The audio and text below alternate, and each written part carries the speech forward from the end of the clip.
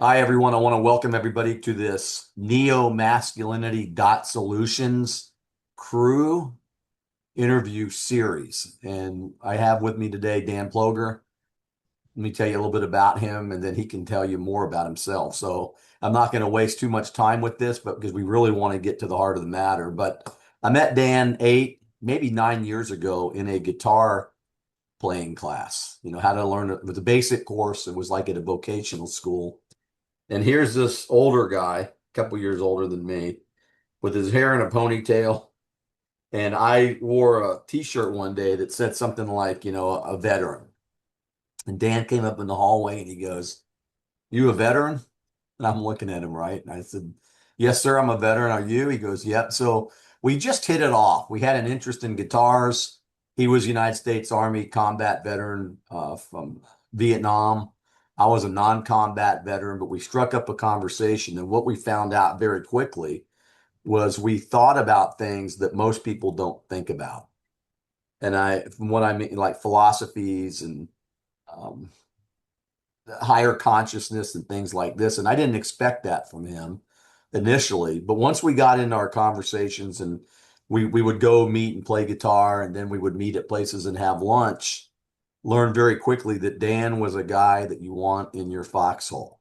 So we traded a lot of notes. He can tell you more about it, but we what we ended up doing after nearly, 8, 9 years is we came up with the concept of neo-masculinity, and it was spawned out of our observation with the narrative, I call it a global hoax, of toxic masculinity.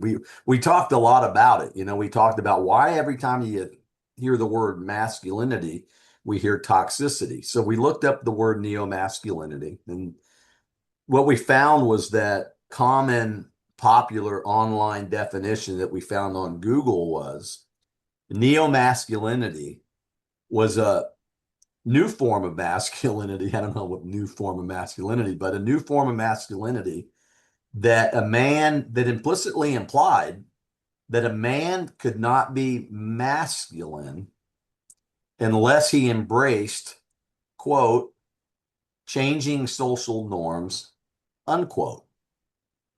So we talked about that. We're like, really, well, what happens if the changing social norm is not based on facts or the truth? Imagine that, the truth, or reality. So you're basically telling a man that he has to lie to be masculine. And so we set out to write the foundation, the precepts of neomasculinity dot solutions. It's not a dot com, it's a dot solutions, because we wanted to rearrange, we wanted to refute that narrative. We wanted to give men, provide tools for information analysis, empower their gender role, which is to protect their family from threats, loved ones, children, and to create systems to literally change the direction of all of the tainted information that's out there in today's world that's got everybody at each other's throats, destroying families, disrupting cultures, destroying societies all over the planet. So, that's neomasculinity solutions. But let me get to Dan. Dan, welcome to the show. We've done this many times. We've had a few shows going all the way back to Straight Outta Combat Radio. You were the first soldier veteran that I interviewed. It was a great story of your time in Nam, and we wrote a few songs together. We played a lot of guitar together. And then we, morphed into Neo Masculine Minutes and Aho Radio and a lot of things we were doing to try to elevate people's knowledge levels and trying to raise the frequency on critical thinking. So, with that long-winded introduction, welcome, Dan. Good to see you, brother. Yeah, great to see you again, John. Well, tell us a little bit about how you got to that chair right there and why you have a scientific schematic trying to explain a dream catcher. That's Yeah, well, behind you. Yeah. um, I've always had a penchant towards art. I used to be an amateur artist in my younger years, and so I've always been a visual type of guy. And so behind me is a schematic, if you will, of what an engineering drawing of a dream catcher. I would say And trying to explain something that most people can't explain, and you're trying to do it in a different methodology. it's not really a connection of the scientific with the mysticism, but maybe it's close. So I think I've always thought I was brought up with as uh, Atlas Shrugged, Ayn Rand type of person. In fact, I read that book in Vietnam, and it changed my life. But it helped me formulate a way of thinking, and that objectivism, to be objective is the ultimate truth.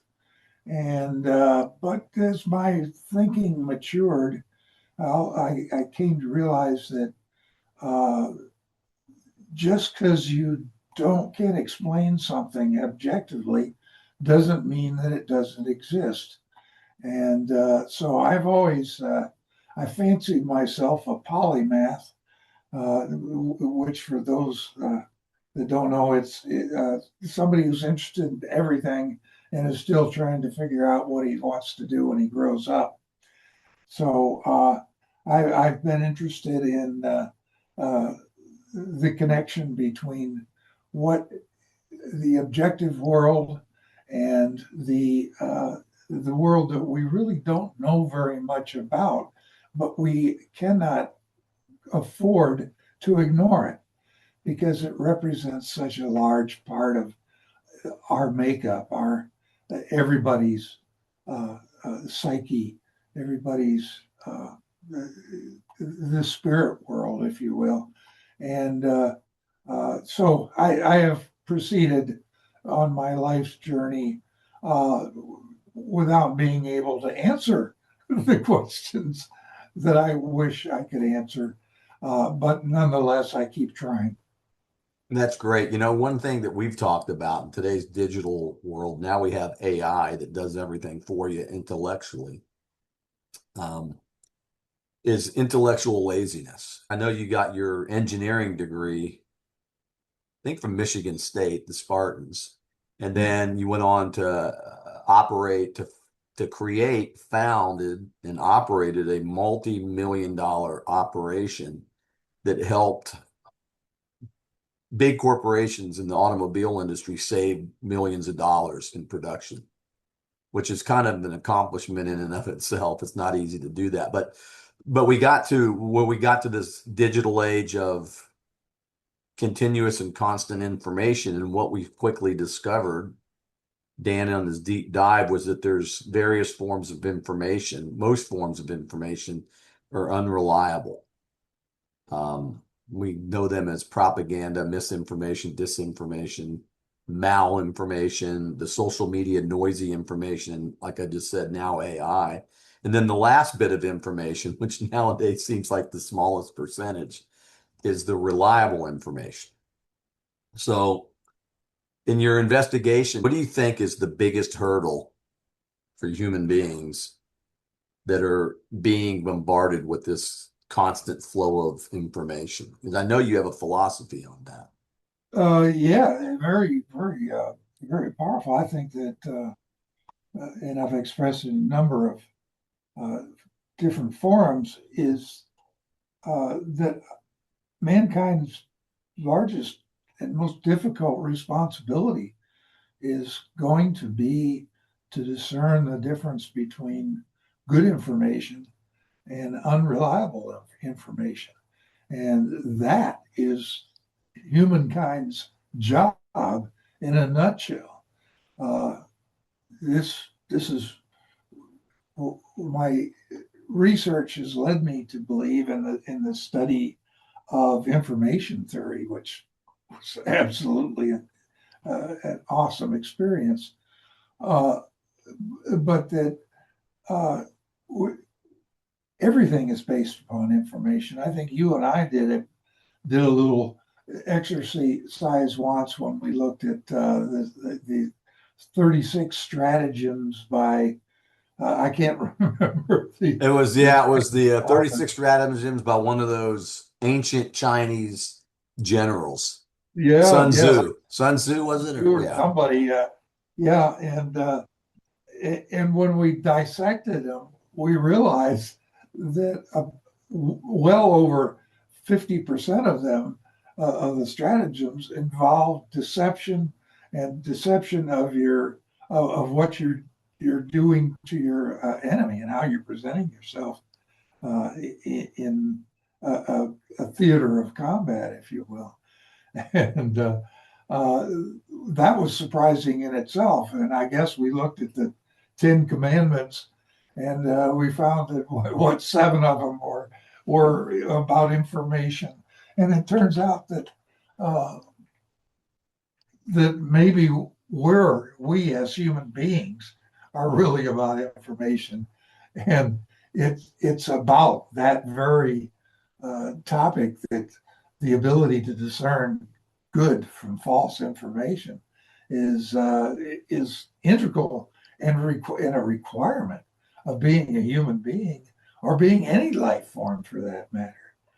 Dan's 110% right. What we found out was that most information is distorted or tainted or twisted or changed up a bit for normally for some reason or another. We can, that's what's debatable, what is the reason? But, you're either mindless, what we would call intellectually lazy, which means you don't give any due diligence, you don't critically think, you just take somebody's word for it. We've heard that before. Or you're informed and you're searching for some kind of truth from that information so that you can make a cognitive, so you reduce cognitive dissonance, but you can make a decision for yourself based on something that's way more valid.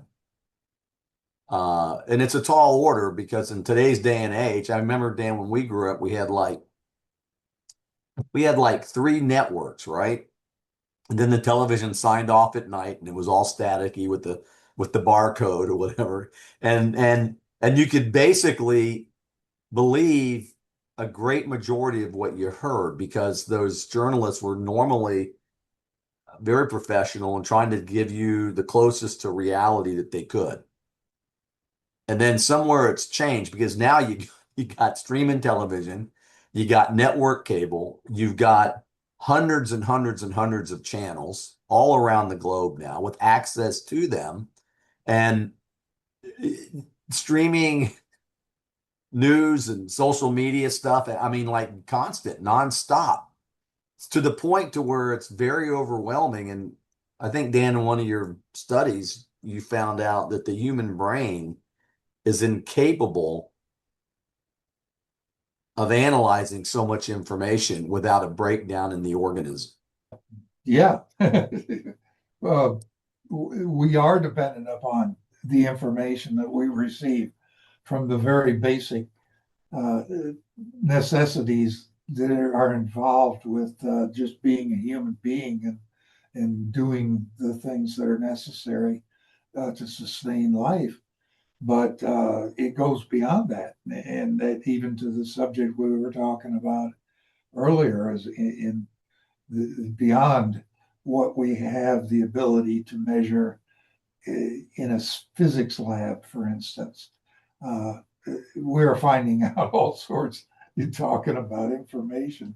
The entire the entire world of quantum physics has taught us just amazing facts about our existence and about information and the importance of information in our lives.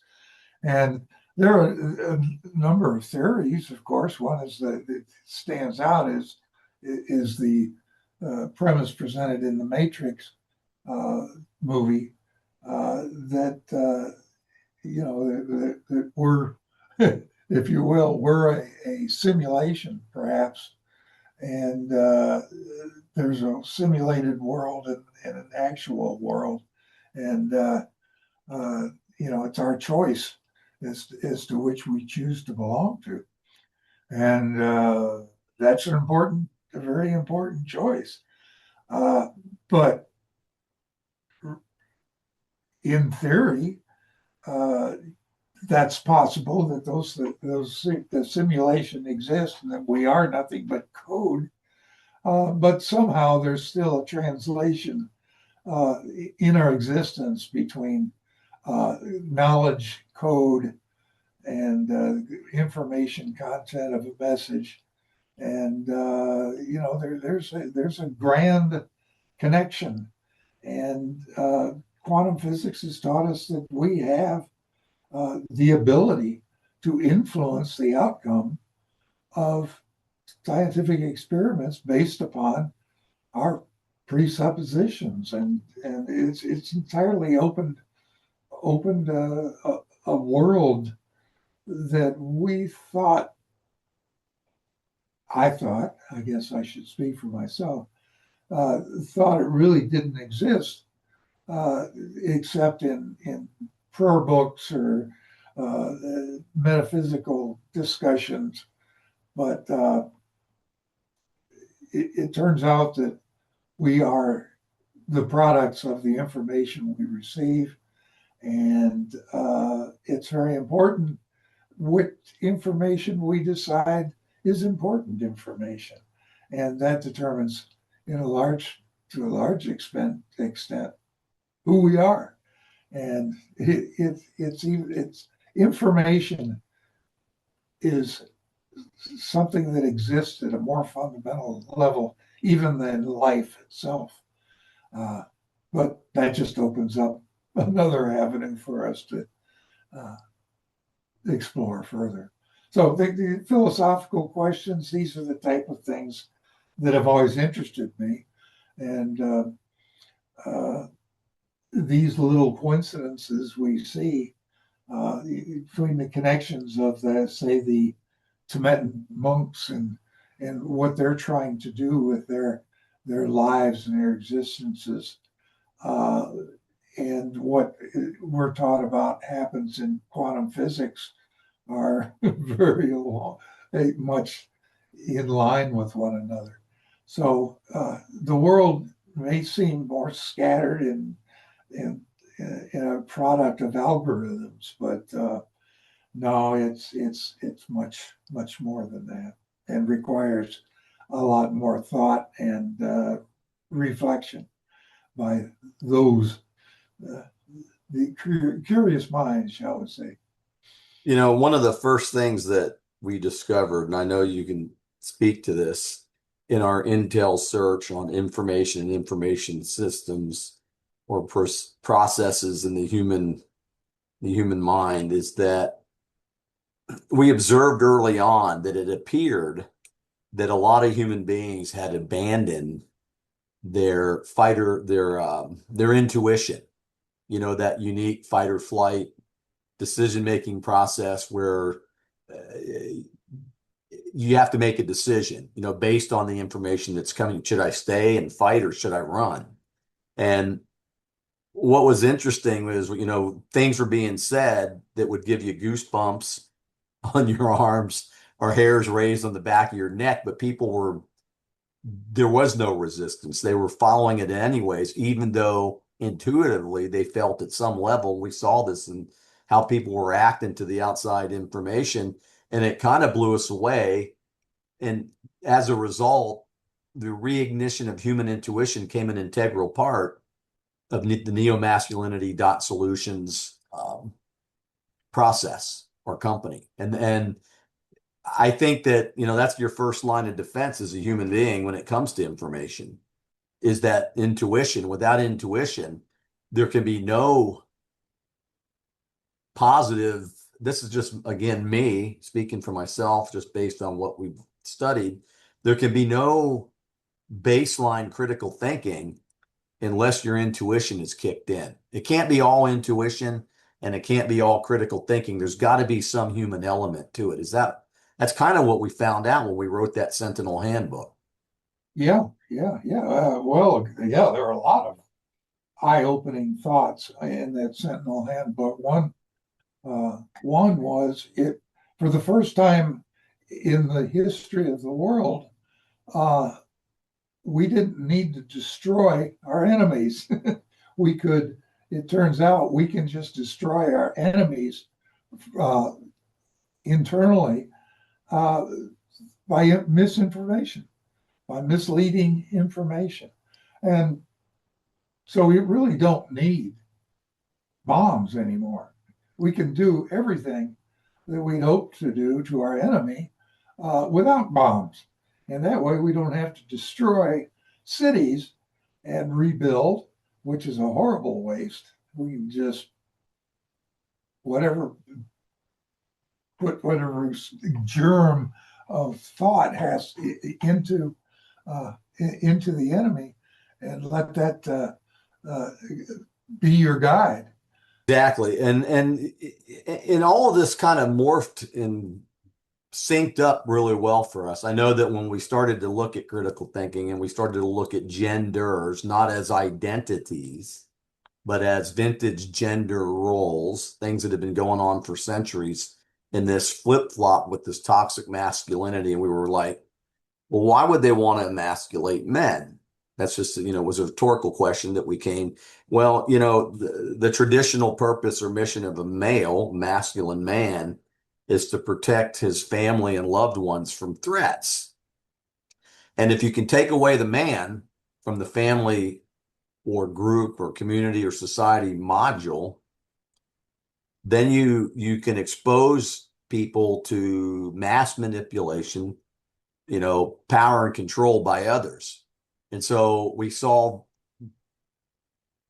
pretty close to us starting to investigate that the purpose for toxic to be coupled with masculinity was for exactly that. And we're not talking about gender identities. That doesn't play into our observations, because a single mom can play a masculine role if there's not a man around, and vice versa. A single man who's raising children can take on a feminine role, nurturing and a lot of the traditional value sets that women practice. And it doesn't mean that they identify as the opposite sex. And we thought that to usurp traditional gender roles was another methodology to disrupt the family or the culture of the society.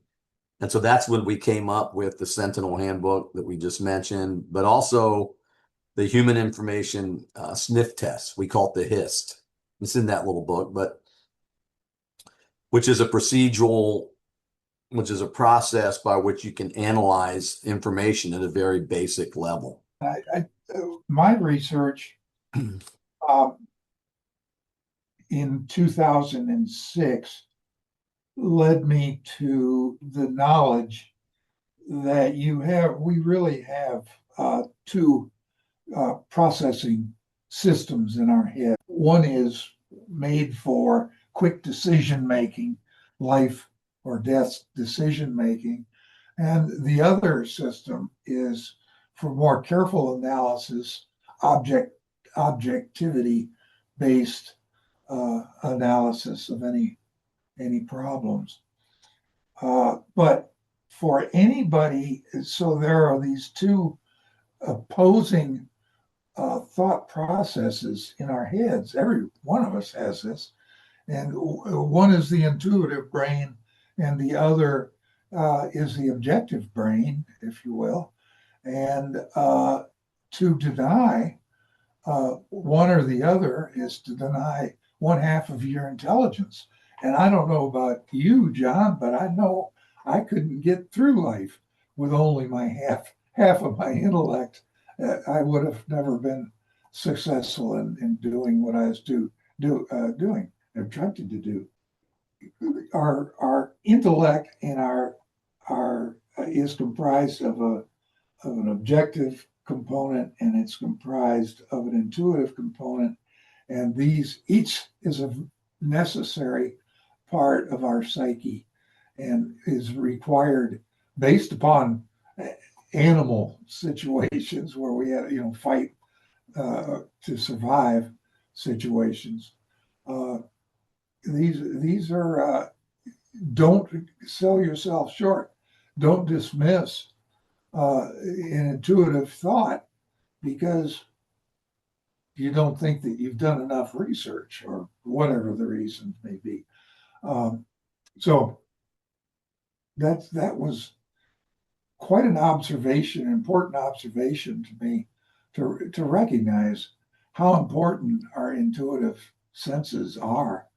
And this, it's been a guiding principle in my philosophies as I've developed them. Yeah, with what you just made me think about is critical thinking or due diligence or research. It takes time and it takes work. And in a time, technological, digital time, when we can now we got, AI where you can just ask a question and you don't have to do the research. And so we wonder if we're not using the brain in that capacity, actually doing the work, if we're, to use AI to answer every question we have, to me, is in a way intellectually lazy. So what is it about neo-masculinity, Dan, that actually, interested you to be involved? And why do you think it's important for people to check it out? Well, first of all, anybody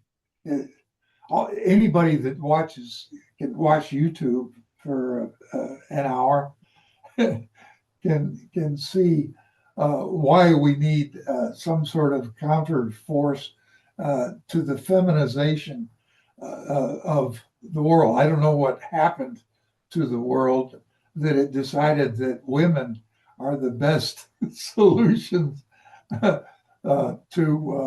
how men operate, but absolutely not. That is the worst thing that the man should embrace wholeheartedly without a great deal of thought. Women are notoriously emotional in their response to problems that maybe men would be more inclined to handle systematically. Women are not known for keeping pipelines running and electrical grids and nuclear power plants. And, it just not in their strength of capabilities. Not to say that there's no place for these things, but what has happened is there has been a complete overload on the feminization. I mean, my God, look at Hollywood, what Hollywood's producing. There's very, very little connection to the audience that Disney produces or Marvel, or very, very little redeeming characteristics. But we have to, I think that our approach that we took to look at what are the strengths of the men in masculinity, and what are the strengths of the feminine and femininity, and obviously nature has determined or shown us that there's some sort of a optimum combination that works pretty well in balancing the masculine and the feminine, and that nature has worked out pretty well for itself. And to ignore this is foolish. And again, I guess got to go back to the statement I made earlier, is to to deny that is to deny half of your intellect. And, as I said before, I don't have enough intellect that I can afford to give half of it away. I need every bit I can get. It's interesting you mentioned Hollywood. We wonder when did this shift to start to take place? And I did a deep dive on this. I read quite a few articles, and they were saying more and more of the movies were coming out with the men being portrayed as the villains and the idiots, the Yeah, class clowns and the village square idiots, and that the women were being construed more and more as the breadwinner, the one making all the wise decisions. She was the hero. I think I saw a couple of movies where women were just beating the snot out of all these guys, and it was great for the adventure of it. But I started thinking to myself, unless she's like a 10th Dan black belt, I to subdue 10 guys, one female, it didn't seem right to me. And then this is no disrespect to women, and I don't think Dan means any disrespect either, but we have we have things that we're good at and things that we're not good at. And if women were running the whole show, and I've heard people say this, even guys, we need to have women running the whole show. It's not going to work. Why do you think there's a yin and a yang? Why do you think it takes two human beings with a different sex to create a smaller human being? Because we can't do it one without the other. And I think when we have this imbalance, it takes two to tango. We both sexes, notice how I said both sexes have pros and cons. And if we don't find a way to have open dialogue and communication and the desire for positive outcomes, then the world is just going to go to hell and high water very quickly. And we're witnessing a lot of this now. yeah, yeah, precisely. And we And talked about toxic masculinity, Dan, many, many times when, yeah, you sure want us to be toxic when you want us to protect your virtue, right? If you get right, disrespected, it's not going to be you jumping up in the face of some guy. And I'm saying that facetiously. It's going to be your male counterpart, your protector, to protect your honor. And when we talk about honor and valor and integrity, these things to me, they're not just words, but when they're reduced to just words, the entire family structure and community is disrupted, and it's not for the good. A house divided will not stand. We've been listening to that since we were youngins, right? Young human beings. So yeah, that I hear you on that. And that's the whole thing. This whole battle of the sexes that we were raised with. To me, I even think there's something wrong with that, making us believe that we had to be in conflict with a woman. yeah, yeah, There's no battle of sexes. If women and men are battling all the time, which I think is some kind of inherent myth, then shit is not going to get done. And if it does get done, somebody's not going to be happy unless there's a collaborative effort, or it's not going to work in the long run. And I think that that's what one of the biggest things we're trying to do with neomasculinity is to empower the gender role, to inspire men to embrace their masculinity again, and to protect the people they love, which includes their children, the future of all humanity, from threats. That's it in a nutshell, wouldn't you think, Dan? yeah, yeah. Um, I mean, that's one of the major components of is to protect the family, protect the integrity and the wholeness of the family and the family within the community. And I just found out, buddy shared the Communist Manifesto with me, right? A good friend. He's an Army veteran, and we were dissecting some of it, and there's really no place for the family. What the family becomes the party, and Right. we dissected that. So it's completely communism and socialism is completely anti-American values for sure. Well, of course it is. Besides being a fantasy, it is a fantasy that the world has refused to dispel. And uh, the idea that all of uh, uh, all of the ideas of Karl Marx can be distilled into the battle of the oppressed versus the oppressor is foolishness. It's fantasy. It's Jack and the Beanstalk. You know, it doesn't work. It's never worked. The only people that ever try to revive this stupid idea of socialism are the people that will think they stand to gain power, uh, exerting power over others, over their subjects. And that's just a recipe for disaster. Capitalism has been around since the beginning of time, since uh, beads were traded and seashells were traded to gold, to other things. Uh, it's just, it lost my train of thought. Well, I know where you're going. So, when you think about, we could delve into Karl Marx and those people, but the freedom of critical thinking is perhaps the greatest gift we have as humans, but also the ability to make decisions based on the information we get, to be able to make proper decisions um, for our own personal lives, not to have somebody else make decisions for us. Right. That's a base human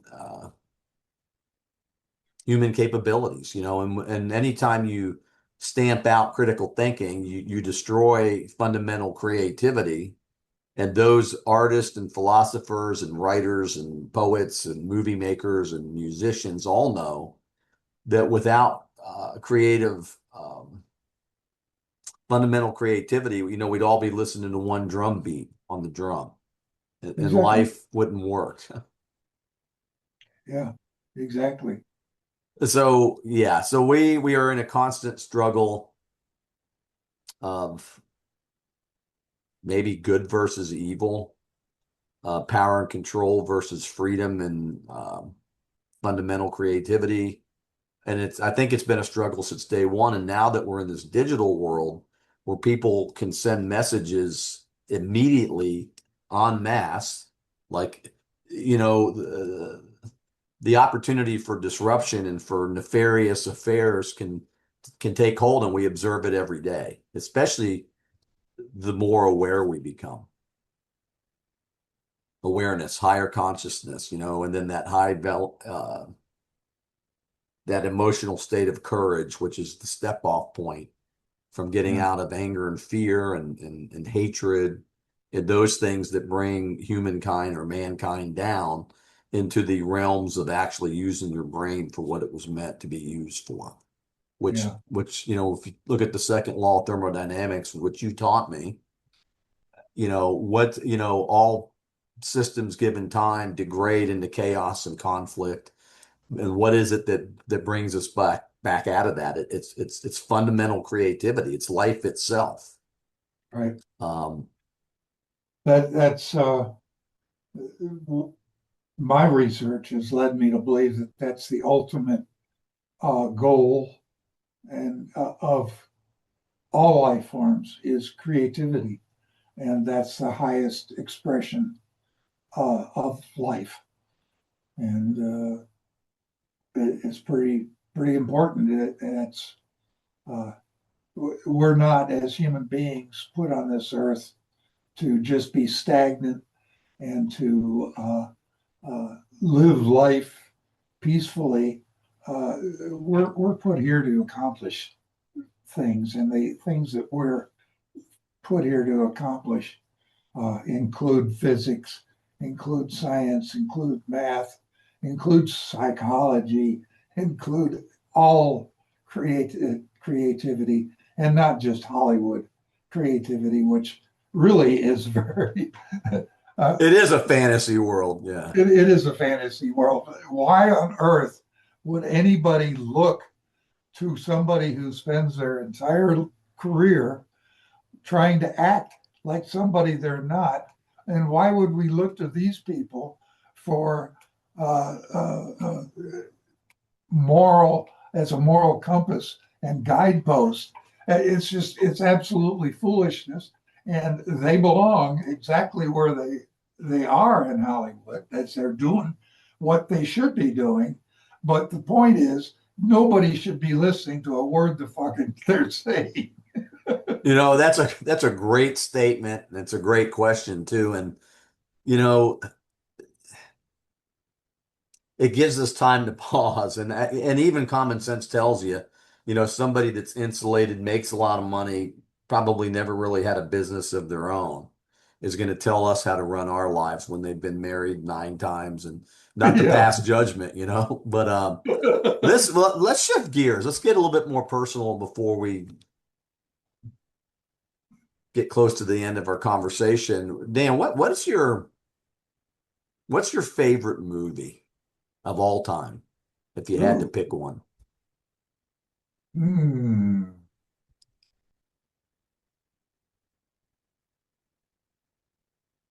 Don't tell me The Wizard of Oz.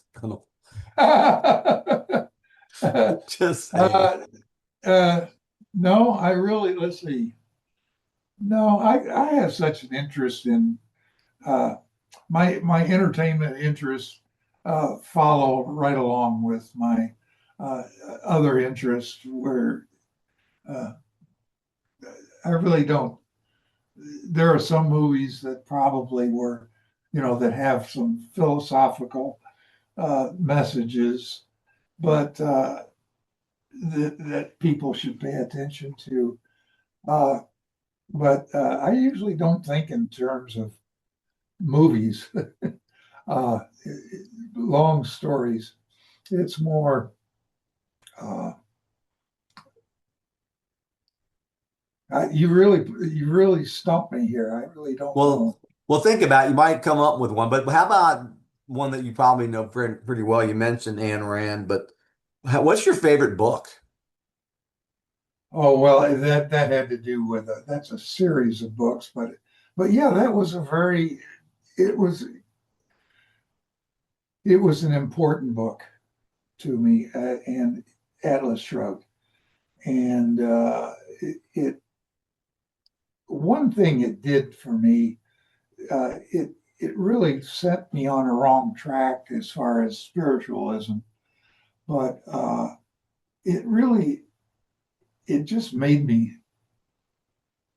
think that I was an Army GI. I was operating a bulldozer and in a war zone, and I decided at that point in my life that I was going to be the best bulldozer operator in Vietnam. And that was silly. I have no idea how close I ever got to that goal, but that's what my goal was. And that's, and there was very consistent with what Ayn Rand thinking would have been. But again, Ayn Rand's lack of the acknowledgement of the possibility of the spiritual, the existence of the spiritual was what really, I guess, changed my direction as far as that goes.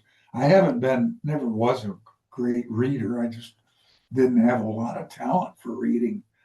Um,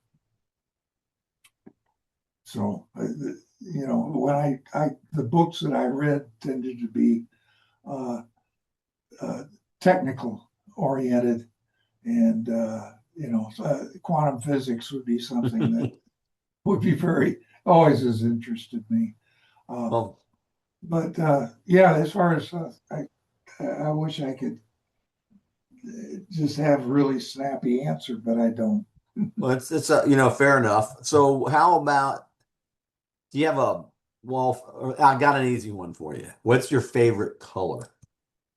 Oh, okay. That's got to be red. Got to be red.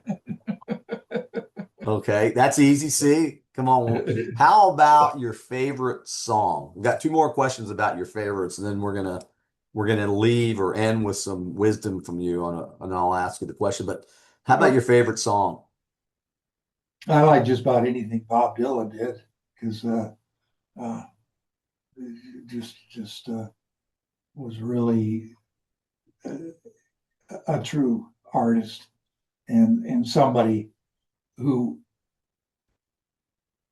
was the epitome of creativity.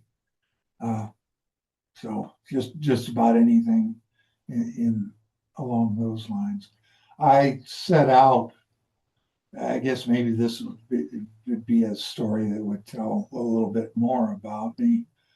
Uh, that I shit lost it. I was sitting there looking at something and got sidetracked. John, second. Don't worry, I can edit all this out, these little Yeah. blips. Yeah. Let's see. What was the question? Your favorite song, and you basically said Favorite song. anything by Bob Dylan. Yeah. But what amazed me, I always wished that I was a good writer, but I don't think I was. I'm talking to one of the best writers I've ever known, with in John Krotek. Um, Well, thank you for that. But this is yeah, your interview, Dan. yeah. How about okay, I got one. How about, and then we're gonna leave with some wisdom tips, but how about your favorite quote? Oh, it's been what we developed, you and I together, which is the greatest challenge that the youth of the future will have to discern, have the ability to discern truth from fiction.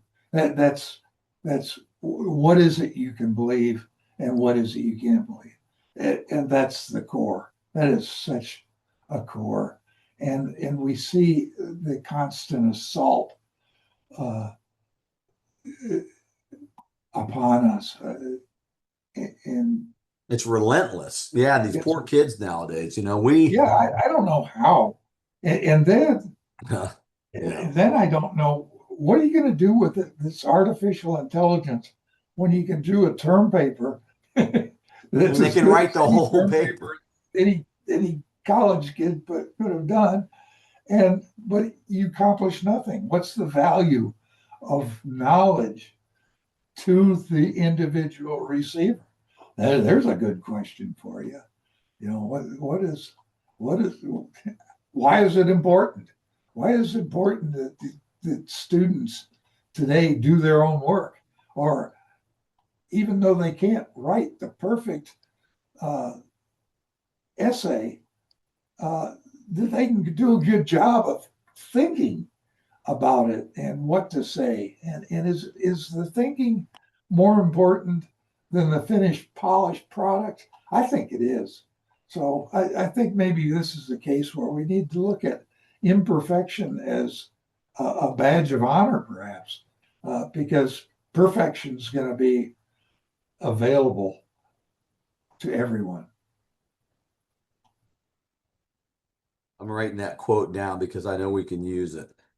Um, the last question I have, and then we'll thank everybody for listening, and especially you. But based on your experience and knowledge as a parent, right?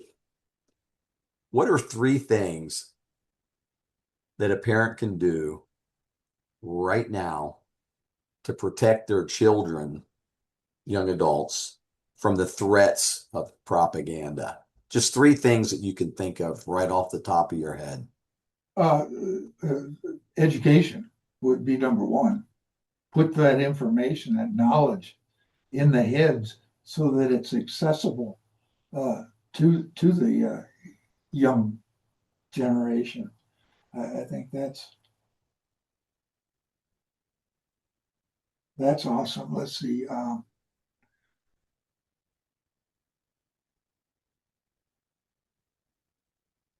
Or maybe I should frame it, how would you protect your kids from Well, education one, but how would you protect your kids from propaganda?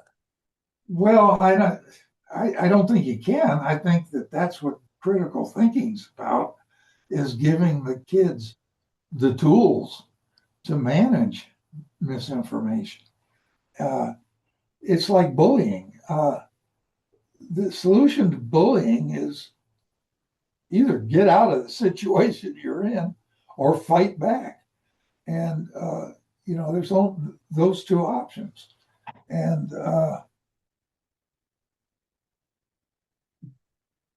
what I gave my own kids was the things that I used and practiced with my own children was that number one, teach your kids that number one is they're worthy human beings. As a human being, they have inherent value, and that has to be respected. And the secondly is respect. Give your kids, your children, the respect. And I think that that's all that's necessary to raise a child properly. Is I think that all the other things will take care of themselves. But So to recap that, so we're saying educate your children, give them the tools necessary that can help them to discern the truth out of perhaps fiction, and then to work on their self-esteem and help them along to feel good about who they are and whatever characteristics they have,